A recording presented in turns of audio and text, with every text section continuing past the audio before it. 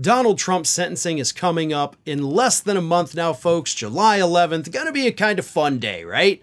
We're gonna finally see what could happen to him. What does the future hold? What is his fate going to be? And Donald Trump already has quite a lot working against him even before he goes to that sentencing hearing, which of course was brought up in a viewer question. This is from @William Steffens, who asks, although I know you're not a lawyer yourself, based on your experience with lawyers, do you feel Judge Marshan will take into account Trump's multiple violations of his gag order when considering Trump's punishment when Trump is sentenced on July 11th?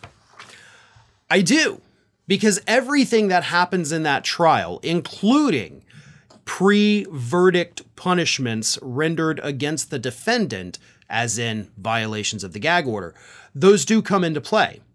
Because let's not forget, right? Like Donald Trump had, what, 10 violations of the gag order? And he was fined $1,000 per violation. That seemed relatively small at the time, right? I know I was mad about it. Like Donald Trump's out there causing people to get death threats, including the judge's family, for what he's saying, and the judge is only hitting him for $1,000. You could have thrown him in jail for it. You could have revoked his bond over that. But the judge didn't do it. So maybe, and this is, just a theory I have, maybe it's right, maybe it's wrong, I don't know, but maybe that judge was waiting. Maybe Judge Juan Marshan thought to himself, you know what? I'm going to play it cool. I'm going to let this guy do it. I'm going to fine him $1,000 per violation, and we're going to move on. Because if that jury comes back with that guilty verdict, guess what? Then it's all up to me. Then I get to put the punishment in place. I get to be the one to make the decision. And that's when I'm going to hit him as hard as I can. Maybe that's what he's thinking. But another thing, and this is something I don't think a lot of people realize, that the judge will take into consideration is the fact that that verdict came down on May 30th. Okay? The sentencing is July 11th. So you got almost a month and a half in between there for the judge to watch Donald Trump.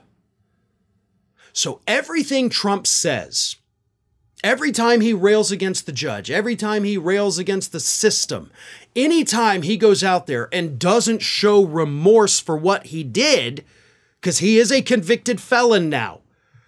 A jury of his peers said, you did this, you are guilty.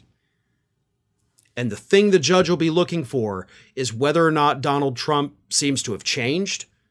Has he amended his ways? Does he seem remorseful or regretful about any of it? Obviously, the answer to that is no. Donald Trump does not. Honestly, I don't even know if Donald Trump is capable of feeling remorse or sorrow or regret. So the judge is going to look at that, and that may actually weigh heavier on him than his repeated violations of the gag order. Now, none of us knows for sure what is going to happen. Marshan could just ignore the gag order, ignore Trump's behavior over the last month and a half and say, listen, here's what I can do. Here's what I'm going to do. Get the hell out of here. Go appeal it if you want. I don't care. I'm done. And that could be the end of it. And honestly, also a very likely scenario there.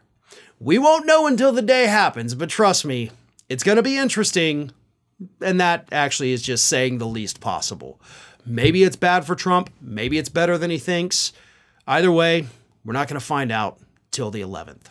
Hey everybody, I don't know if you've noticed this, but we are closing in on a pretty major milestone here at Fair and Balanced as we approach 500,000 subscribers. But we're not there yet, and we definitely need your support. So if you're not already, please do subscribe to the channel, and don't forget, like and comment on the videos and share them as widely as possible.